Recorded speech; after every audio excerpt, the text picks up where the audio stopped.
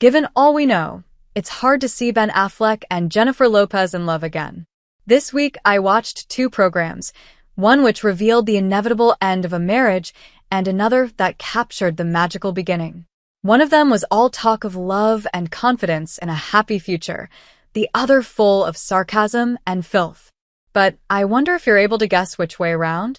Now I've asked the question, you certainly should be. The first was the greatest love story never told, Amazon Prime, a documentary made by Jennifer Lopez about her romantic reunion with Ben Affleck.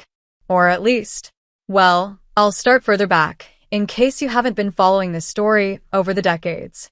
Jennifer Lopez and Ben Affleck had a love affair from 2002 to 2004, becoming engaged and making a couple of awful films together, before mysteriously calling off the wedding at the last minute.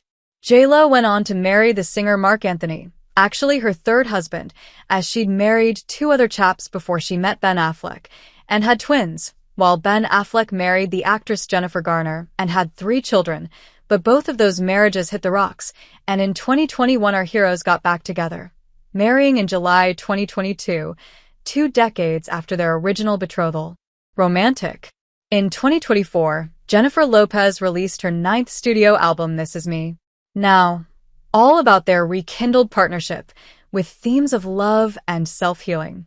She simultaneously released This Is Me, now a love story, a feature-length music and dance video as a companion piece to the album. And she also released The Greatest Love Story Never Told, a fly-on-the-wall documentary about the making of This Is Me, now a love story. It's a complicated triptych, isn't it? One has to salute the ambition of the punctuation marks alone. Anyway, I have been intending to watch The Greatest Love Story Never Told for ages. I love Ben and JLo. Unfortunately, it took me so long to get round to it. They're now divorced. One really does have to move fast with these people. It's a pretty difficult watch, knowing they're not together anymore. Nevertheless, I think it would actually have been more difficult if they still were.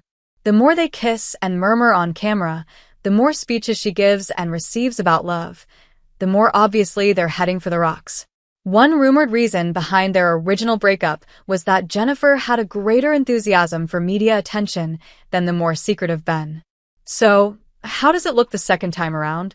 Well, as a wedding gift, we learn, he made her a special book of all the love letters they've ever exchanged, a touching gesture, the creation of something sacred and private amidst the blizzard of global publicity, and the documentary opens. It opens with him discovering that she's taken this book to the recording studio in order to draw on it for the album, with all her collaborators and bystanders looming over it and thumbing through.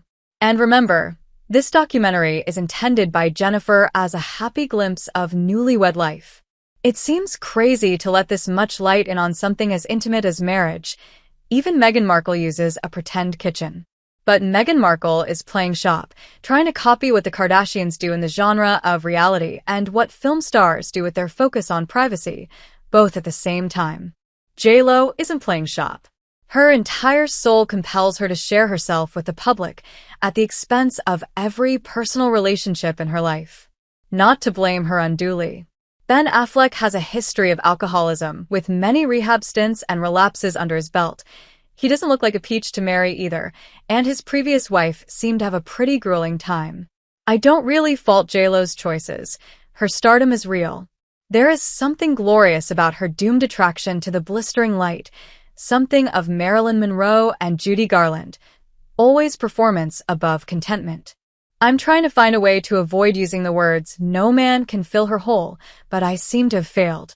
The concluding lines of this film, overshots of Jennifer kissing and cuddling her new husband, are, "When you take your last breath, you won't think about who did something wrong to you. You will think about those who loved you."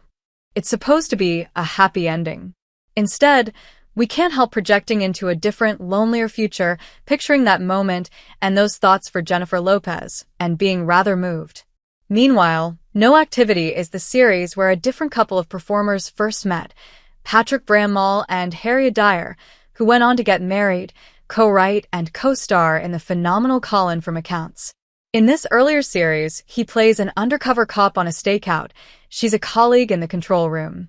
No flowery speeches of love in this earthy, sweary, low-plot Australian sitcom. More like intense debates about which hand you'd use to masturbate if you were a Siamese twin. Perhaps that's not your cup of tea. But you're watching two hugely likable, hugely talented people click together, their mutual sense of humor visibly crackling into life, and you know they'll go on to create a great comedy series, A Happy Marriage and Family.